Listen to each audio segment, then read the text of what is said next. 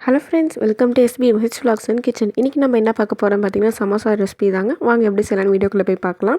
First வந்துட்டு நான் ஒரு 5 வெங்காயம் கட் பண்ணி இந்த மாதிரி நீட்டாக எடுத்துக்கிறேன். இதை வந்துட்டு இப்படி நல்லா நீட்டாக கட் பண்ணிக்கோங்க. அப்படின்னா தான் வந்துட்டு நம்மளுக்கு ஸ்டஃபிங்க்கு ஈஸியாக இருக்கும். இப்போ வந்து பார்த்திங்கன்னா, வானல் வச்சு எண்ணெய் ஊற்றி ஹீட் பண்ணி எடுத்து வச்சுருக்கேன். அதில் வந்துட்டு நம்ம கொஞ்சம் கட் பண்ணி வச்சுருந்த வெங்காயத்தை ஆட் பண்ணிக்கலாம். ஆட் பண்ணிவிட்டு நல்லா வதக்கிக்கோங்க. பாருங்கள், வெங்காயம் ஓரளவுக்கு வதங்கிடுச்சு. இப்போ வந்துட்டு ஒரு 2 டேபிள் ஸ்பூன் அளவுக்கு மிளகாத்தூள் சேர்த்துக்கிறேன். நம்ம செய்ய போகிறது ஆனியன் சமோசா, ஸோ வேறு எந்த வெஜ்ஜீஸும் இதில் சேர்க்க தேவையில்ல. இப்போ மிளகாத்தூள் ஆட் பண்ணிவிட்டு ஒரு டேபிள் ஸ்பூன் அளவுக்கு கரம் மசாலா ஆட் பண்ணிக்கோங்க. அடுத்து கொஞ்சமாக தேவையான அளவுக்கு உப்பு. நான் வந்துட்டு ஒரு 3/4 டீஸ்பூன் அளவுக்கு உப்பு சேர்த்துருக்கேன். இதெல்லாம் ஆட் பண்ணி நல்லா மிக்ஸ் பண்ணிக்கோங்க. அந்த பச்சை வாடை நல்லா போகணும், அந்தளவுக்கு மிக்ஸ் பண்ணிக்கோங்க. சமோசாங்கிறது நம்ம எப்பயுமே ஆயிலில் தான் போட்டு எடுப்போம். அதனால வந்துட்டு சமோசா எப்பவுமே எண்ணெய் நிறையா பிடிக்கும். ஆனால் இப்போ நான் செய்கிற சமோசா பார்த்திங்கன்னா எண்ணெய் பிடிக்காது. ஸோ இது நம்ம சூப்பராக செஞ்சு தாராளமாக சாப்பிட்லாம். இப்போ பாருங்கள், எல்லாமே நல்லா மிக்ஸ் பண்ணி எடுத்துட்டேன். இதை வந்துட்டு நம்ம அப்படியே ஓரமாக வச்சிடலாம். அடுத்து பார்த்திங்கன்னா, நான் ஒரு பவுல் எடுத்திருக்கேன். அதில் வந்துட்டு ஒரு 1/4 கிலோ வந்துட்டு மைதா மாவு ஆட் பண்ணிக்கிறேன். அதில் கொஞ்சமாக ஒரு 2 பிஞ்ச் அளவுக்கு சால்ட் சேர்த்துக்கிறேன். இப்போ வந்துட்டு அந்த சால்ட் வந்து எல்லா மாவுலையும் நல்லா மிக்ஸ் ஆகிற அளவுக்கு கையிலே மிக்ஸ் பண்ணி எடுத்துக்கோங்க. எல்லாத்தையும் மிக்ஸ் பண்ணிவிட்டு கொஞ்சம் கொஞ்சமாக தண்ணி சேர்த்து மாவு பதத்துக்கு மிக்ஸ் பண்ணி எடுத்துக்கோங்க.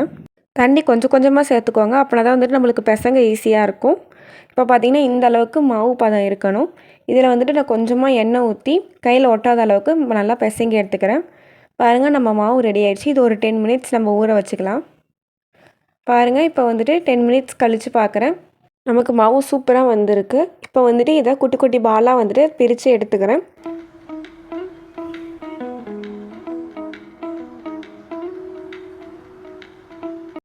பாருங்கள், இந்த மாதிரி நான் ரவுண்டாக பிரித்து எடுத்திருக்கேன். எல்லாத்தையும் ஒரு ரவுண்ட் ஷேப்புக்கு கொண்டு வந்துட்டு நம்ம மாவு தீர்த்துறதுக்காக நான் ஃபஸ்ட்டு கொஞ்சமாக வந்துட்டு மைதா மாவு தூவி நல்லா ஸ்ப்ரெட் பண்ணி விட்டுருக்காங்க. அப்படின்னா தான் நம்மளுக்கு அடியில் வந்துட்டு மாவு ஒட்டாமல் வரும். அடுத்து நம்ம பால் பண்ணி வச்சுருந்தோம் இல்லையா, அந்த மாவை எடுத்து வச்சு இந்த மாதிரி நல்லா தீர்த்தி எடுத்துக்கோங்க. நல்லா மெலிசாக வரணும். அப்படின்னா தான் வந்துட்டு நம்மளுக்கு சமோசா ஷீட் வந்துட்டு சூப்பராக செய்ய முடியும்.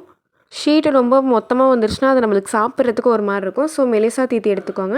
இப்போ பார்த்தீங்கன்னா, நான் ஒரு தோசைக்கல் வச்சு ஹீட் பண்ணி எடுத்து வச்சுருக்கேன். அதில் வந்துட்டு நம்ம தீர்த்தி வச்சுருந்தோம் இல்லையா மாவு, அதை வந்துட்டு போட்டு இந்த மாதிரி லைட்டாக வேக வச்சு எடுத்துக்கலாம். ரொம்ப வேக வச்சிடாதீங்க.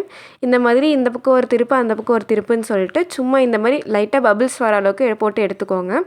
அடுத்து பார்த்தீங்கன்னா, கொஞ்சமாக மைதா மாவு, கொஞ்சமாக தண்ணி, கட்டிகள் இல்லாமல் நல்லா மிக்ஸ் பண்ணி எடுத்துக்கோங்க. இந்த மாதிரி இருக்கணும். சப்போஸ் உங்களுக்கு மாவு தண்ணி மாதிரி வந்துருச்சு அப்படின்னு பார்த்தீங்கன்னா, நம்ம இன்னும் கொஞ்சம் மாவு சேர்த்து கொஞ்சம் கெட்டி பதத்துக்கு எடுத்துக்கோங்க. அடுத்து நம்ம ரெடி பண்ணி வச்சுருந்தோம் இல்லையா சமோசா ஷீட்டு, அதை வந்துட்டு இந்த மாதிரி 4 சைடும் கட் பண்ணி எடுத்துக்கோங்க. கட் பண்ணி எடுத்துட்டு இந்த மாதிரி 2ஆக வந்துட்டு கட் பண்ணணும். பாருங்கள், நான் காமிக்கிறேன். இந்த கட் பண்ணி எடுக்கிற ஓரங்களை நம்ம வேஸ்ட் பண்ண தேவையில்லை. குட்டி குட்டி பீஸாக கட் பண்ணி ஆயிலில் போட்டு ஃப்ரை பண்ணி மிளகா உப்பு தூள் போட்டு சாப்பிட்டா சூப்பராக இருக்கும். அது ஒரு ஸ்நாக்ஸு. பாருங்கள், இந்த மாதிரி 2ஆக கட் பண்ணி எடுத்துக்கோங்க. சப்போஸ் உங்களுக்கு அந்த ஓரங்களை கட் பண்ணி எடுக்க பிடிக்கல அப்படின்னா, இந்த மாதிரி அந்த ரவுண்டாக தீர்த்து வச்சுருந்தோம்ல ஷீட்டு, அதை வந்துட்டு அப்படியே 2ஆக கட் பண்ணி எடுத்துக்கிட்டு இந்த மாதிரி நான் சொல்கிற மாதிரி ரோல் பண்ணிக்கோங்க. வீடியோவில் இருக்க மாதிரி இந்த மாதிரி 2 சைடும் ஹோல்ட் பண்ணி நம்ம வந்துட்டு மைதா மாவு மிக்சர் ஆட் பண்ணி வச்சுருந்தோம் இல்லையா, அது இதில் சேர்த்துக்கலாம். இந்த மாதிரி பேஸ்ட் மாதிரி தடவி ஃபிக்ஸ் பண்ணிக்கோங்க. பாருங்கள், நம்மளுக்கு சமோசா ஷேப் கிடச்சிருச்சு. அடுத்து வந்துட்டு நம்ம உள்ளே வந்துட்டு ஸ்டஃபிங் தான் வைக்க போகிறோம். நம்ம ஆல்ரெடி வெங்காயம் ஸ்டஃபிங் எடுத்து வச்சுருந்தோம் இல்லையா, அதை வந்துட்டு இதில் ஆட் பண்ணிக்கலாம். நம்ம கன்வீனியன்ட்க்கு ஏற்ற மாதிரி நம்ம ஸ்டஃபிங் அதிகமாகவும் வச்சுக்கலாம், கம்மியாகவும் வச்சுக்கலாம். ஸோ எங்களுக்கு கொஞ்சம் ஃபில்லிங் அதிகமாக தேவைப்பட்டுச்சு, அதனால் நாங்கள் அதிகமாக வச்சு க்ளோஸ் பண்ணிக்கிறேன். அந்த எண்டில் இருக்கு இல்லையா, அங்கேயும் வந்துட்டு இந்த மைதா மாவு பேஸ்ட்டை வச்சு நல்லா பேஸ்ட் பண்ணிக்கோங்க. பாருங்கள், இந்த மாதிரி இருக்கணும். இந்த மாதிரி நம்ம எல்லா சமோசாவையும் ரெடி பண்ணி எடுத்துக்கலாம். இப்போ பார்த்திங்கன்னா, எல்லாமே ரெடி பண்ணி எடுத்தாச்சு. இதை வந்துட்டு நம்ம அப்படியே ஃப்ரை பண்ணிக்கலாம். இப்போ பார்த்திங்கன்னா, நான் ஒரு வானல் வச்சு கொஞ்சமாக எண்ணெய் ஊற்றி நல்லா ஹீட் பண்ணி எடுத்திருக்கேன்.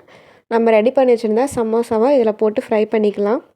ஸ்டவ்வை மீடியம் ஃப்ளேம்லேயே வைங்க. அப்படின்னா தான் வந்துட்டு நம்மளுக்கு சமோசா சூப்பராக ஃப்ரை ஆகி வரும். இப்போ பார்த்திங்கன்னா, 2 பக்கமும் நல்லா திருப்பி போட்டு சமோசா சூப்பராக ரெடி ஆகிடுச்சு. இந்த மாதிரி கோல்டன் ப்ரௌன் கலரில் வரணும். அப்படின்னா தான் வந்துட்டு நம்மளுக்கு சமோசா உள்ளேயும் நல்லா வெந்திருக்கு, வெளிலையும் வெந்திருக்குன்னு அர்த்தம். பாருங்கள், சூப்பராக ரெடி ஆகிடுச்சு. இந்த வீடியோ உங்களுக்கு பிடிச்சிருந்தா லைக் பண்ணுங்கள், ஷேர் பண்ணுங்கள், கமெண்ட் பண்ணுங்கள். மறக்காமல் சப்ஸ்கிரைப் பண்ணிடுங்க. அப்புறம் ஆளுங்கிற பட்டனை கிளிக் பண்ணிடுங்க. தேங்க்யூ.